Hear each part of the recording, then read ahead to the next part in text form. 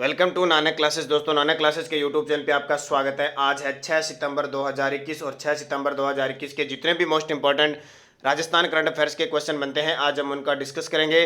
पूरा वीडियो ध्यान से देखना और लास्ट में मैं आपसे क्वेश्चन पूछूंगा जिनके जवाब आपको कमेंट बॉक्स में देना। दोस्तों, वीडियो अच्छा लगे लाइक कर देना, शेयर कर देना। अगर आप चैनल पर नए हैं तो इसको सब्सक्राइब कर लेना और इसके पास लगे बेल आइकन के घंटे को दबा लेना ताकि जो भी वीडियो अपलोड हो आप तक उसका नोटिफिकेशन पहुंच के। तो स्टार्ट करते हैं 6 सितंबर 2021।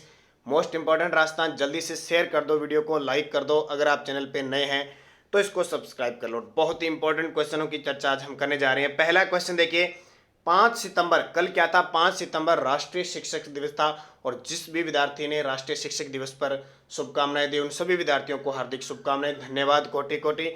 5 सितंबर को राजस्थान के किन शिक्षकों को राष्ट्रीय शिक्षक पुरस्कार प्रदान किया गया? बहुत बड़ी बात है। राष्ट्रीय शिक्षक पुरस्कार का मतलब राष्ट्रीय स्तर पर राजस्थान के 3 शिक्षकों को सम्मानित किया गया। कितने? 3 शिक्षकों को राजस्थान में सम्मानित किया गया।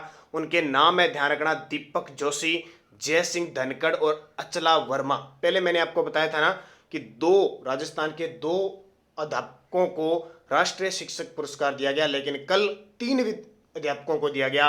दीपक जोशी, जय सिंह धनखड़ और अचला वर्मा, 3 अध्यापक जिन्हें राष्ट्रीय शिक्षक पुरस्कार से सम्मानित किया गया। तो जाहिर सी बात है एग्जाम में क्वेश्चन बनेगा।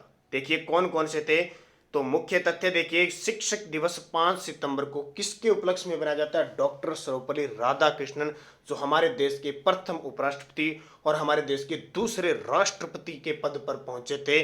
उनके जन्म दिवस को 5 सितंबर को हम शिक्षक दिवस के रूप में मनाते हैं, जो बहुत ही सम्माननीय पद होता है। देश के 44 शिक्षकों में से राजस्थान के 3 शिक्षक, ठीक है, दोनों 3 शिक्षकों को राष्ट्रीय शिक्षक पुरस्कार दिया गया।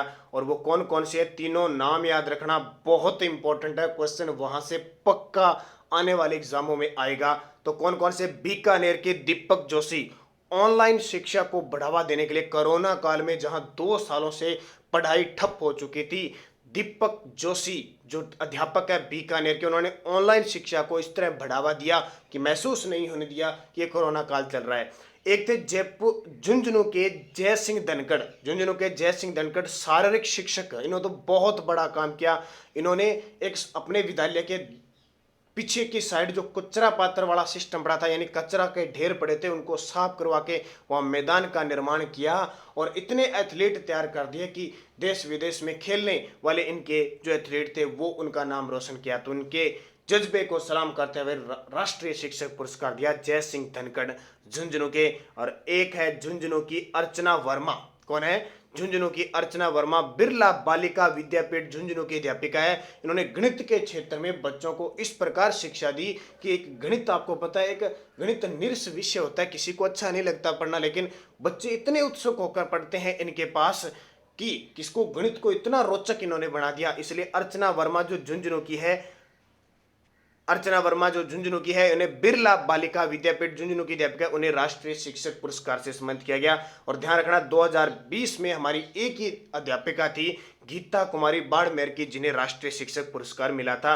और ये जो दीपक जोशी है, ऑनलाइन शिक्षा को बढ़ावा दिया। दूसरा, ये साइंस के ये टीचर, उन्होंने साइंस में कुछ ऐसी नई तकनीकें बनाई बच्चों को पर्यावरण के क्षेत्र में हो रहा है। बाकी पूरी डिटेल आप पढ़ लेना। मैंने आपको मुख्य 3 चीजें बताई क्योंकि पेपर में क्वेश्चन आएगा तो 3 चीजों में क्वेश्चन आएगा कि राजस्थान के किन अध्यापकों को राष्ट्रीय शिक्षक पुरस्कार से सम्मानित किया गया। तो बीकानेर के दीपक जोशी, झुंझुनू के जय सिंह धनखड़ और झुंझुनू की अचला वर्मा को राष्ट्रीय शिक्षक पुरस्कार दिया गया। इंपॉर्टेंट क्वेश्चन है दोस्तों।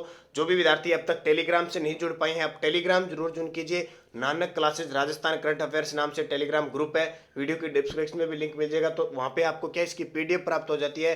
कोई भी सूचना होती है ना, वहाँ आपको प्राप्त हो जाती है। ध्यान रखना, कोई भी सूचना होती है वहाँ आपको प्राप्त हो जाती है। और ध्यान रखना, 1 अक्टूबर से आपको टेलीग्राम पे टेस्ट भी लिया जाएगा। आपका अलग अलग सब्जेक्ट का आपका टेस्ट भी आपको टॉपिक वाइज दिया जाएगा। उसके लिए इंतजार करना होगा 1 अक्टूबर। तो 3 शिक्षकों को सम्मानित किया गया।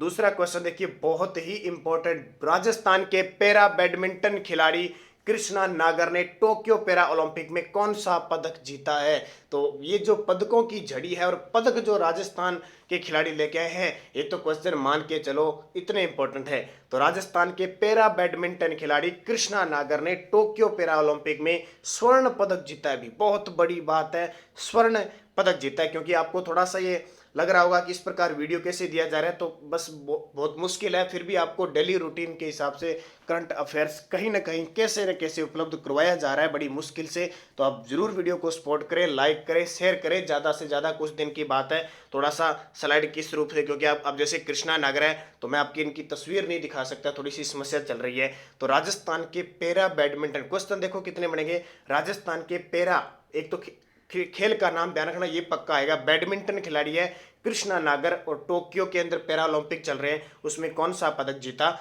तो स्वर्ण पदक, स्वर्ण पे निशाना लगाया, इंपॉर्टेंट है।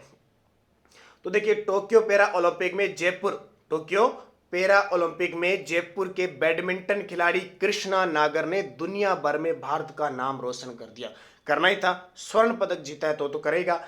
SH4 यानी SH6 कैटेगरी में हुए रोमांचक मुकाबले में कृष्णा ने हांगकांग के चू मान कई को करारी दिक्कत देकर गोल्ड मेडल जीता। स्वर्ण पे निशाना लगाया। अब तक राजस्थान के 2 खिलाड़ियों ने स्वर्ण पदक, एक तो अवनी लेकरा ने निशानेबाजी में और बैडमिंटन ने कृष्णा नागर ने। तो कृष्णा राजस्थान के दूसरे खिलाड़ी हैं जिन्होंने ओलंपिक में गोल्ड मेडल जीता है। तो देवेंद्र जाजरिया ने कौन सा पदक जीता है, रजत पदक। और सुंदर सिंह गुर्जर ने कांस्य पदक। अवनी लेकरा ने 10 मीटर एयर राइफल में तो स्वर्ण जीता और 50 मीटर एयर राइफल में उन्होंने कांस्य जीता। और ध्यान रखना, एक 50 मीटर राइफल की एक मिश्रित स्पर्धा और थी, उसमें वो 28वें स्थान पे रही थी। और अब यहाँ पे कल एक और पदक आ गया, कृष्णा नागर बैडमिंटन में स्वर्ण पदक जीता। तो ये खिलाड़ी, और स्वर्ण पदक का मतलब है 1 करोड़ रुपए दिए जाएंगे, 3 करोड़ रुपए राजस्थान सरकार द्वारा उन्हें दिए जाएंगे। तीसरा क्वेश्चन देखिए, आज इंपॉर्टेंट से इंपॉर्टेंट क्वेश्चन है सारे के सारे। तो हाल ही में 28वें मथुरादास माथुर अवार्ड के लिए किसे चुना गया है। हाल ही में 28वें मथुरादास माथुर अवार्ड के लिए किसे चुना गया है। तो मथुरादास माथुर अवार्ड के लिए ये देखिए, अब इससे पहले 27वें दिए थे, ध्यान रखना पेपर में आ सकता है 27वें। जिस प्रकार मैंने कल परसों आपको राजस्थानी भाषा का केंद्रीय साहित्य अकादमी पुरस्कार बताया था, लेकिन जो 2020 का, वो 2020 वाला पिछला अभी पेपर में आ गया। तो 27वें मथुरादास माथुर अवार्ड याद रखना, 28वें मथुरादास माथुर अवार्ड देने की घोषणा हुई। एक तो ध्यान रखना क्रिकेट के क्षेत्र में दिया जाता है, क्रिकेट के क्षेत्र में राजस्थान का सबसे बड़ा पुरस्कार कौन सा है, मथुरादास माथुर अवार्ड। और अब कौन सा दिया जाएगा, 28वें नंबर का दिया जाएगा। तो रवि बिश्नोई को सीनियर कैटेगरी में और अमन सिंह शेखावत को जूनियर कैटेगरी में दिया जाएगा। तो ये बहुत इंपॉर्टेंट है। रवि बिश्नोई को किसमें, जोधपुर के हैं, जो सीनियर कैटेगरी में, और अमन सिंह शेखावत को जूनियर कैटेगरी में दिया जाएगा। देखिए इंपॉर्टेंट, अब ये जब दिए जाएंगे ना तब इनकी खूब हम डिटेल से चर्चा करेंगे। देखिए हाल ही में राजस्थान में क्रिकेट के लिए दिया जाने वाला सर्वोच्च पुरस्कार मथुरादास माथुर के अवार्ड की घोषणा हुई है। इस बार 28वां मथुरादास माथुर अवार्ड दिया है। पेपर में आ जाता है कि अब की बार कौन सा अवार्ड दिया जाएगा, तो 28वां मथुरादास माथुर अवार्ड। इसके लिए जोधपुर के रवि बिश्नोई, रवि बिश्नोई का नाम जानते हो, आईपीएल में पंजाब की तरफ से खेले थे, और अमन सिंह शेखावत का चयन किया गया है। रवि बिश्नोई को तो सीनियर कैटेगरी में, क्योंकि सीनियर, जूनियर और सब जूनियर 3 चीजों में दिया जाता है, लेकिन वो घोषणा कितनी हुई है, 2 ही हुई है अभी। तो अमन सिंह को शेखावत को जूनियर कैटेगरी में दिया जाएगा, यानी रवि बिश्नोई को तो दिया जाएगा सीनियर कैटेगरी में और अमन सिंह शेखावत को दिया जाएगा जूनियर कैटेगरी में दिया जाएगा। रवि बिश्नोई को 2018 में भी जूनियर कैटेगरी के लिए इस अवार्ड से सम्मानित किया जाता है, यानी जिसको सीनियर मिलता है ना, इसका मतलब उसको जूनियर या सब जूनियर पहले मिला होता है। तो ये आपके लिए इंपॉर्टेंट। आज तीनों ही क्वेश्चन, शिक्षक पुरस्कार, राष्ट्रीय शिक्षक पुरस्कार, फिर उसने कृष्णा नागर ने बैडमिंटन में स्वर्ण पदक जीता, और ये मथुरादास माथुर अवार्ड, तीनों क्वेश्चन इतने खास है, ध्यान रखना। और जो विद्यार्थी एसआई कॉलेज लेक्चरर या पीटेट अभी पेपर होने वाला है, तो पीटेट के विद्यार्थी तो प्रताप क्लासेज पर वीडियो देखते होंगे, आपको करंट अफेयर स्पेशल दिया जा रहा है। तीसरा, जो विद्यार्थी नए हैं वो चैनल को सब्सक्राइब करें, और हमारी जनवरी से लेकर ये अगस्त 2021 तक पीडीएफ उपलब्ध। अभी कोई विद्यार्थी खरीदना चाहता है तो हमारा 100 रुपये चार्ज है। अगर कोई विद्यार्थी पीडीएफ खरीदना चाहता है तो 8094496272 पे संपर्क करके इस नंबर पे फ़ोन पे, गूगल पे, पेटीएम की व्यवस्था है। 100 रुपये पे कीजिए और इसी नंबर पे आपको व्हाट्सएप के माध्यम से पीडीएफ मिल जाएगी 2020 की और 2020 की और 2021 की पीडीएफ, जो आने वाले पटवार, एसआई, कॉलेज लेक्चरर, इन सब के लिए इंपॉर्टेंट है। आरवीएनएल, क्योंकि अभी आपने आरवीएनएल का पेपर देखा, उसमें जो भी करंट के क्वेश्चन है एक भी क्वेश्चन बाहर नहीं गया। और आज मैं आपको नेक्स्ट डोज में क्वेश्चन भी दूंगा जो आरवीएनएल के अंदर क्वेश्चन आए थे। तो आप निरंतर अध्ययन कीजिए, लगातार पढ़िए और निश्चित तौर पे आपको कामयाबी मिलेगी, ये मेरा वादा है। राजसमंद जिला क्रिकेट एसोसिएशन ने अध्यक्ष चुने गए हैं। राजसमंद जिला क्रिकेट, क्योंकि हमारे राजस्थान के अंदर जो क्रिकेट संघ है या कहीं भी हो, अलग अलग जिलों की अलग अलग संघ होता है।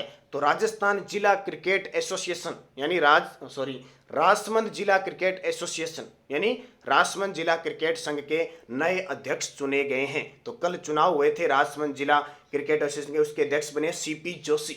नाम जानते हो आप सीपी जोशी कौन है? हमारी राजस्थान 15वीं विधानसभा के अध्यक्ष सीपी जोशी को अध्यक्ष चुना गया है। ध्यान रखना, अध्यक्ष किसको चुना गया है? सीपी जोशी को। कोषाध्यक्ष वैभव गहलोत, ये वही राजस्थान क्रिकेट संघ के जो अध्यक्ष हैं वैभव गहलोत, मुख्यमंत्री अशोक गहलोत के पुत्र, उन्हें ही वैभव गहलोत चुने। तो देखिए, राजनीतिक नेता है और इन्हीं को ही, देखो कोई संघ का बनाना, लोग बाकी बहुत है लेकिन इन्हीं को ही बनाया जा रहा है। अब सीपी जोशी विधानसभा अध्यक्ष है, इनको यहाँ बना दिया। वैभव गहलोत राजस्थान के क्रिकेट संघ के अध्यक्ष हैं, इन्हें यहाँ कोषाध्यक्ष बना दिया।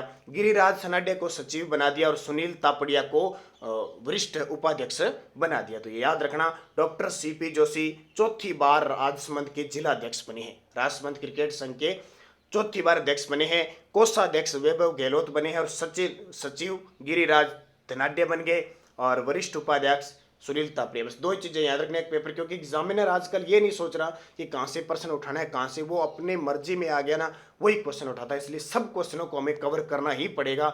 हमारे पास अपने पास कोई इलाज नहीं इन क्वेश्चनों को। तो देखिए, उत्तर भारत का सबसे बड़ा water sports tourist hub Rajasthan की कौन सी झील बनेगी? उत्तर भारत का सबसे बड़ा water sports tourist hub Rajasthan की कौन सी झील बनेगी? तो ये राजसमंद झील बनेगी। कौन सी? राजसमंद, जो महाराणा राज सिंह के द्वारा बनाई गई। तो उत्तर भारत का सबसे बड़ा water sports tourist hub Rajasthan की राजसमंद झील बनेगी। और ये राजसमंद झील कहाँ पे है? राजसमंद जिले में है। धार्मिक दृष्टि से पुष्कर के बाद सबसे पवित्र नदी मानी जाती है और इसका निर्माण महाराणा राज सिंह ने गोमती नदी के पानी को रोककर बनाया था। और दूसरी बात, ऐसा जिला, राजस्थान का ऐसा जिला जिसका नाम एक झील पर पड़ा था, तो राजसमंद झील पे ही इस जिले का नाम क्या पड़ा हुआ है? राजसमंद पड़ा हुआ है। इसके किनारे विश्व की सबसे बड़ी प्रशस्ति है जिसका नाम है राज प्रशस्ति। संस्कृत भाषा में रणछोड़ दास ने इसका निर्माण किया था। 25 बड़े बड़े काले संगमरमर के शिलालेखों पर अंकित है, जिसमें मेवाड़ का इतिहास लिखा हुआ है। खास करके जो मेवाड़ मुगल संधि है वो लिखी हुई है। तो याद रखना, मैं जो अलग से फैक्ट बता रहा हूँ ना, ये राजस्थान जीके के आपके बड़े काम आने वाले हैं, ध्यान रखना। और 9 चौकी यहाँ पे पाल भी है।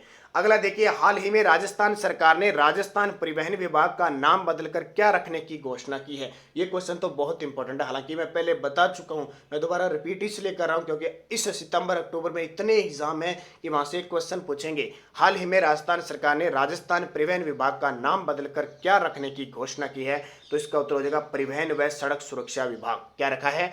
परिवहन व सड़क सुरक्षा विभाग रखा है। तथ्य देखिए, राजस्थान परिवहन विभाग का नाम बदलकर परिवहन व सड़क सुरक्षा विभाग रखा है, प्रस्ताव रख दिया है।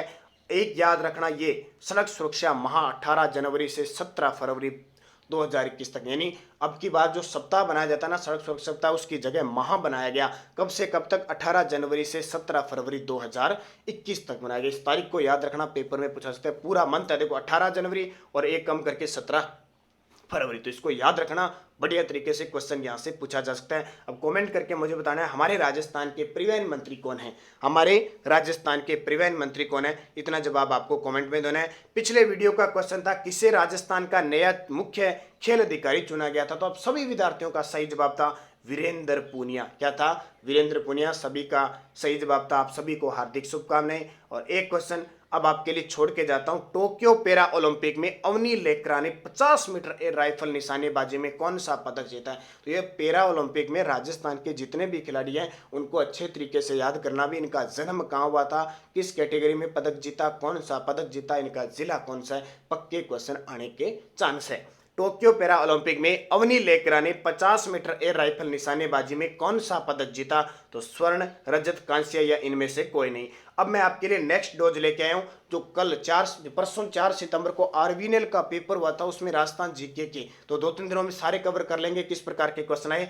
एक क्वेश्चन पूछा था राजस्थान का जनसंख्या घनत्व पूछा था, 2011 की जनगणना के अनुसार राजस्थान का जनसंख्या घनत्व, क्योंकि पेपर ऑनलाइन होता है तो जिस प्रकार से क्वेश्चन मेरे पास पहुंचे मैं आपको बता रहा हूं। जयपुर प्रकोटे को यूनेस्को की सूची में कब शामिल किया गया? कितनी बार आपको बता दिया, जयपुर प्रकोटे को यूनेस्को की सूची में कब शामिल किया गया?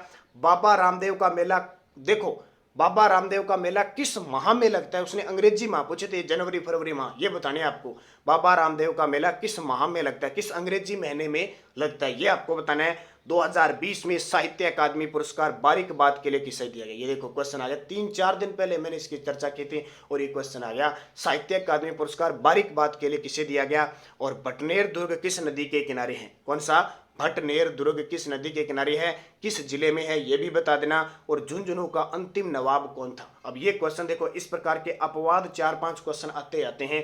झुंझुनू का अंतिम नवाब कौन था? तो ये 6 के 6 क्वेश्चनों के जवाब मुझे कमेंट में देना। और दोस्तों काम जरूर करना, वीडियो लाइक कर देना, शेयर कर देना। अगर आप चैनल पे नए हैं तो इसको सब्सक्राइब, क्योंकि आपकी सपोर्ट ही सबसे बड़ी मुझे कामयाबी ये दिलाती है, मुझे ये सुबह सुबह ये याद दिलाती है कि हाँ मुझे वीडियो देना है। मेरे साथी जितने भी हैं मेरा इंतज़ार कर रहे हैं वीडियो के लिए, तो बस ये आपकी सपोर्ट, स्नेह, आशीर्वाद और प्यार ही ऐसा है कि मुझे न चाहते हुए भी आपको वीडियो डालना पड़ता है, यानी इतना, लेकिन फिर भी आपके साथ जुड़ा हूँ। लगातार अध्ययन कीजिए, बस मैं तो एक ही बात कहता हूँ, अच्छे तरीके से अध्ययन कीजिए, लगातार अध्ययन कीजिए, कामयाबी आपको निश्चित तौर पे मिलेगी। धन्यवाद दोस्तों, जय हिंद, जय भारत।